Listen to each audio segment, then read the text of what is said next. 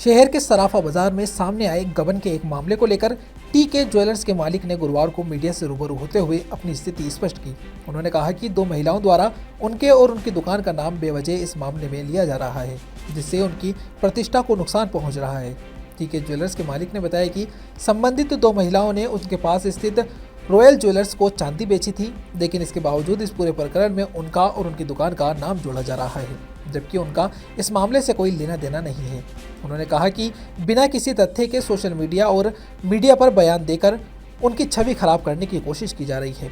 उन्होंने बताया कि सुरेश सोनी नाम का व्यक्ति उनकी दुकान किराए पर लेकर काम कर रहा था, लेकिन वह गबन कर फरार हो गया।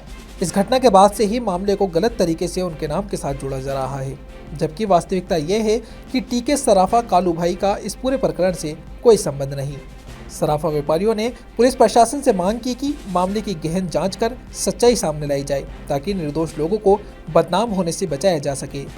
मामला ये है कि अभी 4-5 दिन से जो वीडियो वायरल हो रहा है, जिसमें ये बताया जा रहा है, जिसमें 2 महिलाएं एक वकील साहब के साथ उस पर जबरदस्ती मेरे को आरोप लगाया जा रहा है।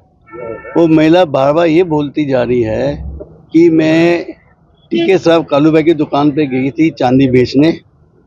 उन्होंने मेरे को बोला कि हम चांदी का व्यापार नहीं करते, आप पास में जाकर चांदी लेन देन कर सकते हो। और उसने फिर ये बोला कि किससे लेन देन करें। मैंने कहा आप कहीं से कर सकते हो, पास में इधर है उधर है, कहीं भी जा सकते हो, आप लेन देन कर सकते हो। अब वो ये बोल रही है सबको कि कालू भाई ने हमको बोला है कि सुरेश सोनी के पास जाओ। अब सुरेश सोनी ना तो मेरा कोई मिलने वाला है, ना कोई मेरा रिश्तेदार है, मैं उसको क्यों बोलूँगा जाओ। उसके बाद फिर वो बार बार बोले जा रही है कि मैंने सुरेश सोनी को 4.5 किलो करीब चांदी बेची है, करीबन 13.5 लाख के आसपास की, जिसने उसने मेरे को करीबन 3-4 घंटे बिठा दिए। वो भी उसमें 3.5 लाख में दिए, बाकी पैसे उसने 2-4 दिन बाद देने की बात करी।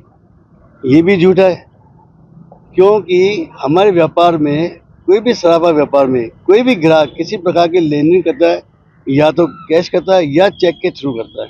उसके अलावा वो और जानकारी हाँ, आपकी कोई लिखित की उस लेडीज के पास मेरी लिखित की कोई भी पर्ची नहीं है, मेरी न दुकान की पर्ची है, न मेरा कोई साइन किया हुआ है।